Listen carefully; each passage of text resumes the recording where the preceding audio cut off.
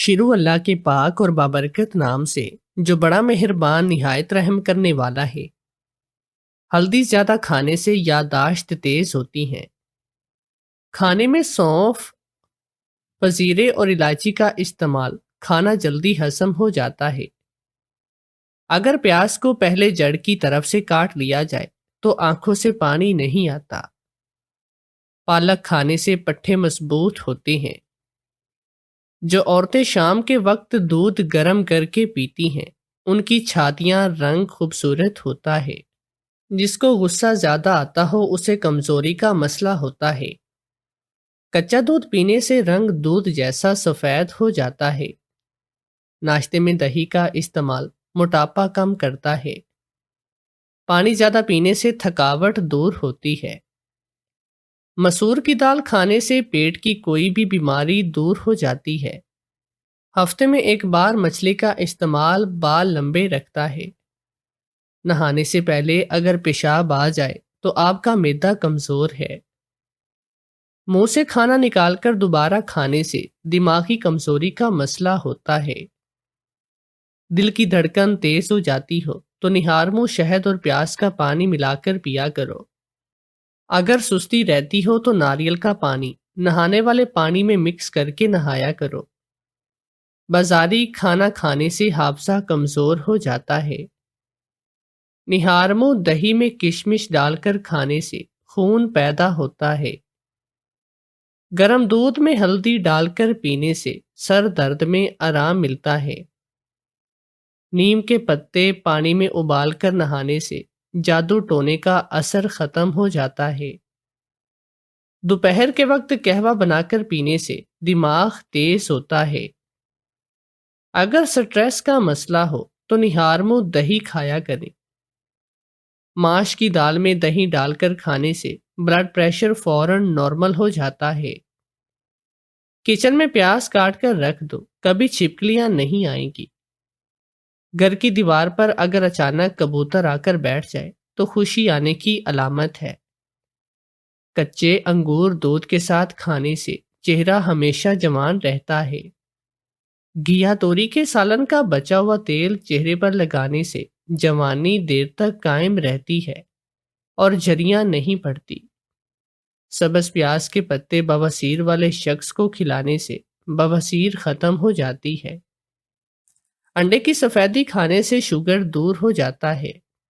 آلو کے چھلکے پانی میں ابال کر منہ دھونے سے کبھی بڑھاپا نہیں آتا۔ سالن میں اگر مرچی زیادہ ہو جائے تو دہی ڈالنے سے مرچی کم ہو جاتی ہے۔ گھر میں پھل والا درخت لگانے سے بانجھپن کی بیماری دور ہوتی ہے۔ اگر چہرے پر خوبصورتی چاہتے ہو تو رات کو پیپل کا پتا چہرے پر باندھ کر سویا کرو۔ انار کھانے سے گال موٹے اور سرخ ہو جاتے ہیں۔ بھیڑ کا گوشت پکا کر کھانے سے ہڈیاں مضبوط ہوتی ہیں۔ رات کے وقت پیاز کھانا جلد کی بیماری آنے کی علامت ہے۔ رات کو آنکھ کھلنے پر پیاز کا لگنا جلدی بال گرنے کی علامت ہے۔ روز صبح سورج نکلنے سے پہلے نہا لینے سے بڑھاپا جلدی نہیں آتا۔ جو خواتین نہانے کے بعد ٹھنڈی چیزیں کھاتی ہیں ان کی چھاتیاں ڈھیلی پڑ جاتی ہیں۔ گائے کے دودھ کو گرم کر کے سر میں ڈالنے سے گرتے بال رک جاتے ہیں۔ صبح سویرے منہ دھوئے بنا ہی کام کرنا جلد ڈھیلی پڑ جاتی ہے۔ جو عورتیں سینہ تان کر چلتی ہیں ان میں کمر درد کا مسئلہ زیادہ ہوتا ہے۔ نوڈلز اور پاستا کا استعمال بانجھپن کی وجہ بنتا ہے۔ کچے ناریل کا پانی لسی میں ڈال کر پینے سے رنگ گورا ہو جاتا ہے۔ جنہیں ہائی بلڈ پریشر کا مسئلہ ہو ٹنڈے کھانا ان کے لیے مفید ہے۔ مسوڑوں سے خون آتا ہو تو جامن کے پتے چبانے سے خون آنا بند ہو جاتا ہے۔ صبح کے وقت ٹماٹر کا استعمال بالوں کو کالا رکھتا ہے۔ لہسن کی ڈلی چبانے سے خون کی کمی پوری ہوتی ہے۔ آڑو کے پتوں کی چٹنی بنا کر کھانے سے پیٹ کے کیڑے مر جاتے ہیں۔ سبز مرچ چبا کر کھانے سے نظر تیز ہوتی ہے۔ کیلے اور لیموں کا پانی کا پیسٹ بنا کر سر پر لگانے سے بال اگتے ہیں۔ میں غربت سے تنگ آ کر ایک گاڑی کے سامنے آ گیا، لیکن جب ہوش آیا تو خود کو ہسپتال میں دیکھا۔ ایک چھوٹی سی بچی پاپا کہتے ہوئے مجھ سے لپٹ گئی۔ ایک خوبصورت لڑکی کہنے لگی، اتنے عرصے سے کہاں غائب تھے؟ میں سمجھ گیا کہ انہیں کوئی دھوکہ ہوا ہے، لیکن موقع سے فائدہ اٹھانے کا سوچا اور اس امیر لڑکی کے ساتھ اس کے گھر جانے کو تیار ہو گیا۔ مگر جیسے ہی اندر قدم رکھی تو اچانک کسی نے پیچھے سے میرے سر۔ میں نے آنکھیں کھولی تو خود کو ایک ہسپتال میں بیڈ پر پایا تھا۔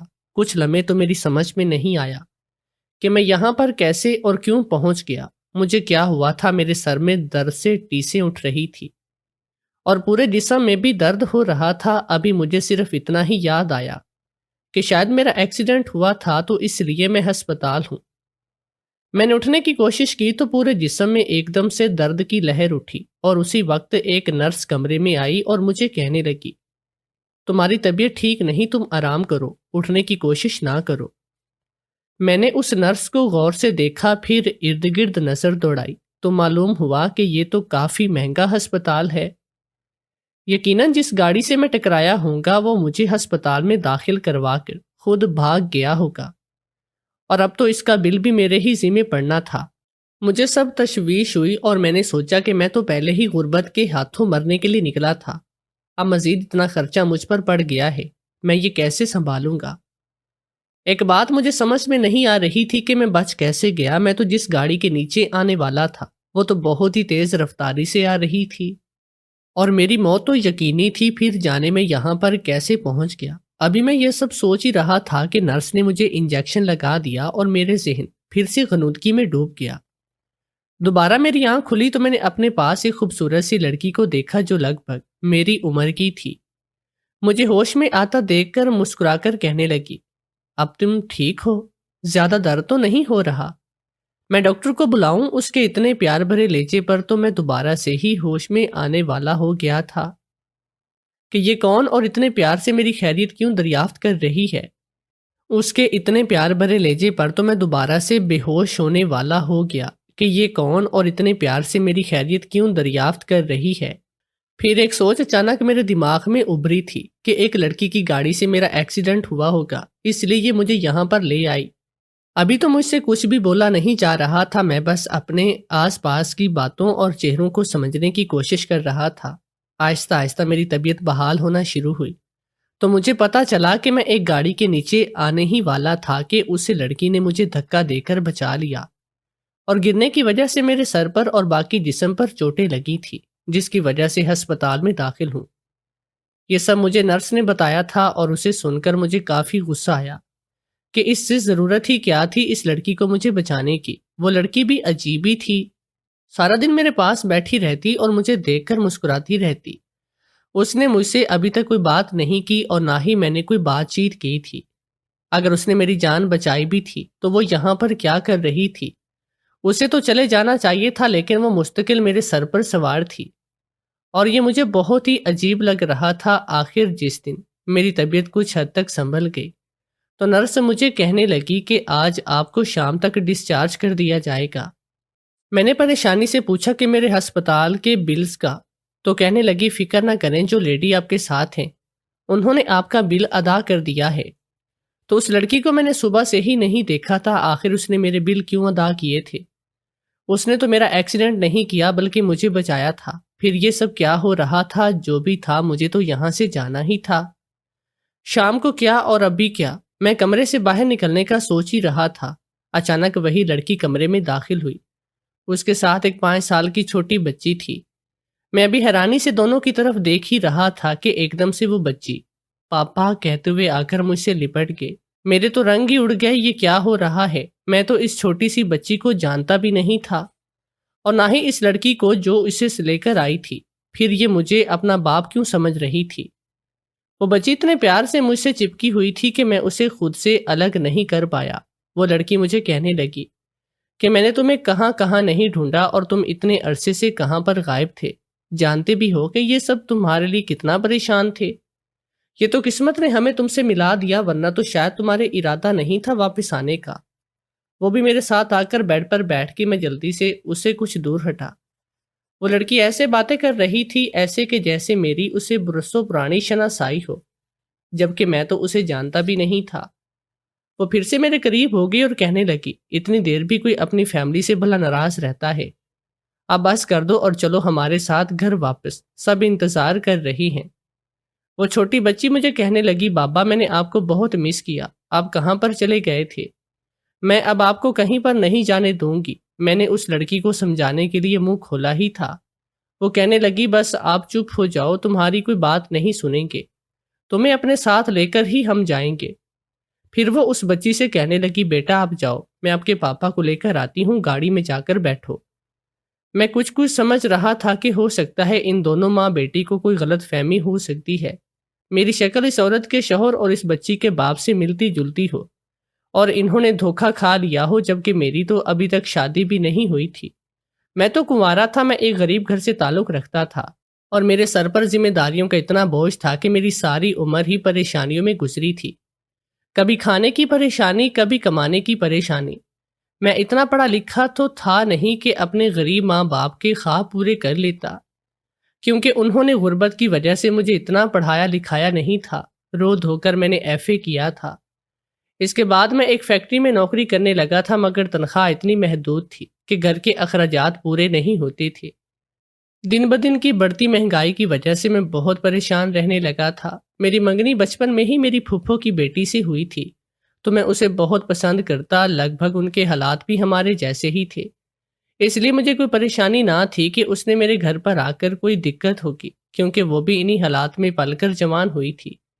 لیکن میری امیدوں پر اس وقت پانی پھر گیا جب پھپھو نے بچپن کا رشتہ توڑ کر اس کی منگنی ایک بہت ہی اچھی جگہ پر کر دی۔ میری منگیتر کا کہنا تھا کہ اس نے ساری زندگی غریبی میں کاٹی ہے، اب وہ میرے ساتھ بھی ساری زندگی مزید غریبی میں نہیں کاٹ سکتی۔ وہ اپنے لیے ایک اچھی زندگی چاہتی ہے، اس لیے اس نے خوشحال گھرانے میں اپنا رشتہ پکا کروایا اور مجھے چھوڑ دیا۔ یہ خبر تو سن کر کئی دن میں شدید ذہنی اذیت میں رہا تھا۔ اس غربت نے مجھے آج تک سوائے پریشانیوں کے اور کچھ بھی نہیں دیا تھا، اور اس پریشانی میں معمولی سی بات پر میری مینیجر سے تلخ کلامی ہوئی تو اس نے مجھے نوکری سے نکال دیا۔ میں نے اس کے پاؤں پکڑ کر معافی مانگی کہ مجھ سے غلطی ہو گئی، مجھے معاف کرو، لیکن نوکری سے مت نکالو۔ لیکن ہم جیسے غریبوں کی سنتا کون ہے؟ اس نے مجھے نوکری سے نکال دیا۔ میں بہت پریشانی کی حالت میں فیکٹری سے نکلا تھا، اسی تنخواہ کی وجہ سے جیسے تیسے گھر کا خرچہ پورا ہوتا، اور اب میں کیا کروں گا؟ اپنے گھر والوں کو سب کے بارے میں کیسے بتاؤں گا؟ سوچتے سوچتے ایسے لگا کہ جیسے میرے دماغ کی نسیں پھٹ جائیں گی۔ میں نے یہی سوچا کہ اس ذلت اور غربت بھری زندگی سے بہتر ہے کہ میں خودکشی کر لوں۔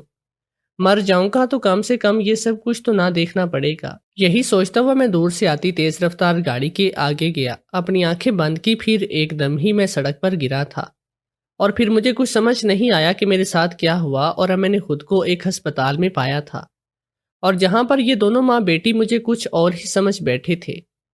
مجھے سوچو میں ڈوبا دیکھ کر وہ لڑکی کہنے لگی کہ تم خاموش کیوں ہو، کچھ بول کیوں نہیں رہے؟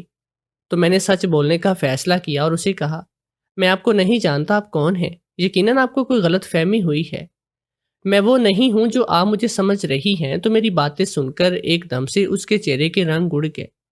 کہنے لگی کہ مجھے لگتا ہے شاید تمہاری یادداشت چلی گئی ہے، تم اپنی بیوی اور بیٹی کو کیسے بھول سکتی ہو؟ کیا تم بھول گئے کہ تم کون ہو، ہمارے کیا لگتی ہو؟ یاد کرو کہ تم میرے شوہر ہو، ایک مشہور بزنس مین ساحر خان۔ تم کچھ عرصہ پہلے مجھ سے کسی بات پر ناراض ہو کر گھر چھوڑ کر چلے گئے، اور ہم نے تو پھر تلاش کرنے کی بہت کوشش کی، مگر تم نہیں ملے۔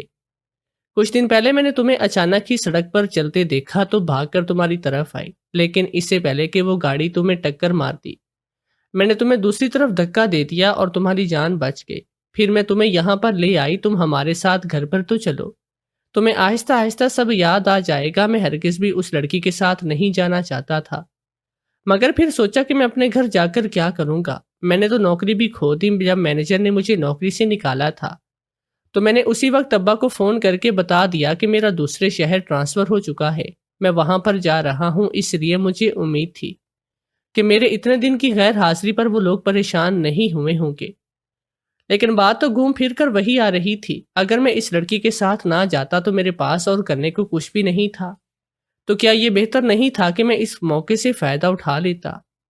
میں چپ ہو گیا۔ اس لڑکی کے ساتھ ہسپتال سے باہر آیا تو سامنے کھڑی گاڑی دیکھ کر تو میری آنکھیں کھلی کی کھلی رہ گئی۔ اس طرح کی گاڑی تو میں نے ہمیشہ ٹی وی ڈراموں میں دیکھی تھی۔ لگتا تھا کہ اس عورت کا شوہر بہت ہی امیر ہوگا، اور اب اگر اس کی جگہ میں جا رہا تھا تو یہ سارے عیش میرے ہی پاس ہوں گے۔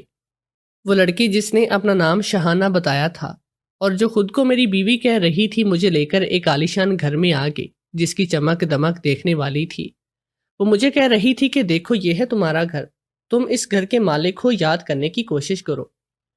میرے لیے تو بہتر یہی تھا کہ میں یہ یادداشت کھونے کا ناٹک ہی کیے رکھتا کہ کل کلاں کو اگر میرا راز کھل بھی جاتا تو میرے اوپر الزام تو نہ آتا۔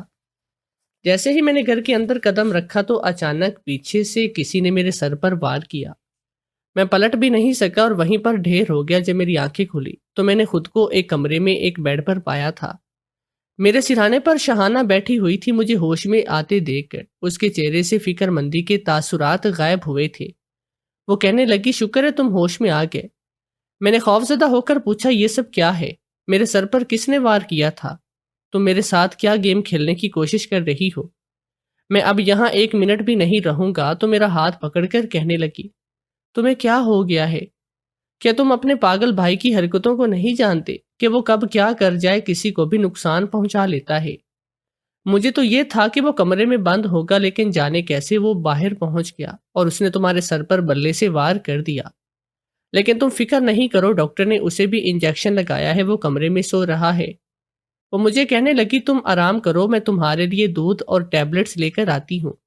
اس کے جانے کے بعد میں سر پکڑ لیا۔ یہ سب کیا تھا؟ میں نے تو کبھی سوچا بھی نہیں تھا کہ میری زندگی مجھے اس رخ پر بھی لے کر آئے گی۔ مجھے یہاں آ کر بالکل بھی اچھا محسوس نہیں ہو رہا تھا۔ ایسے لگ رہا تھا جیسے میں کسی قید خانے میں پھنس گیا ہوں۔ میں اب ہرگز بھی یہاں پر نہیں رہنا چاہتا۔